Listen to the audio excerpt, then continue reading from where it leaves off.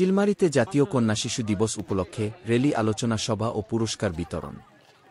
হাবিবুর রহমান, চিলমারী, কুড়িগ্রাম প্রতিনিধি। ছবি চিত্র বিস্তারিত। আমি কন্যা শিশু স্বপ্ন গড়ি, সাহসে লড়ি, দেশের কল্যাণে কাজ করি কে এই প্রতিপাদ্যকে সামনে রেখে উপজেলা প্রশাসন ও উপজেলা মহিলা বিষয়ক অধিদপ্তরের আয়োজনে চিলমারীতে জাতীয় কন্যা শিশু দিবস উপলক্ষে র্যালি ও আলোচনা সভা অনুষ্ঠিত হয়েছে। বুধবার ৮ই অক্টোবর সকাল ১১টায় দিকে উপজেলা সভাকক্ষে উপজেলা নির্বাহী অফিসার সবুজ কুমার বসাকের সভাপতিত্বে জাতীয় কন্যা শিশু দিবস উপলক্ষে র্যালি ও আলোচনা সভা অনুষ্ঠিত হয়েছে।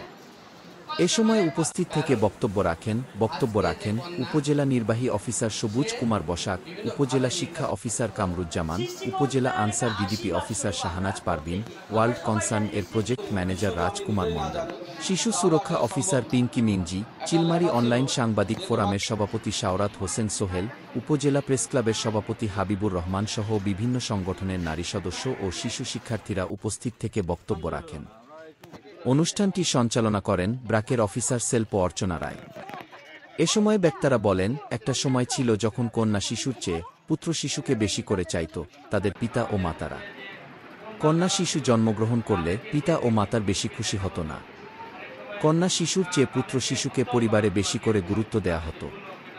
কন্যা শিশুদের নিরাপদ, সুরক্ষিত ও স্বাস্থ্যকর পরিবেশে বেড়ে ওঠার সুযোগ করে দিতে পরিবার, সমাজ এবং রাষ্ট্রের প্রত্যেকটি স্তরে সচেতনতা বৃদ্ধি করা জরুরি।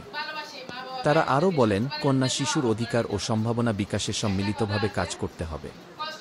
কন্যা ও শিশুদের প্রতি বৈষম্য দূর করে তাদের সমান সুযোগ নিশ্চিত করার মধ্য দিয়েই একটি সমৃদ্ধ জাতি গঠন করা সম্ভব বলে জানান তারা।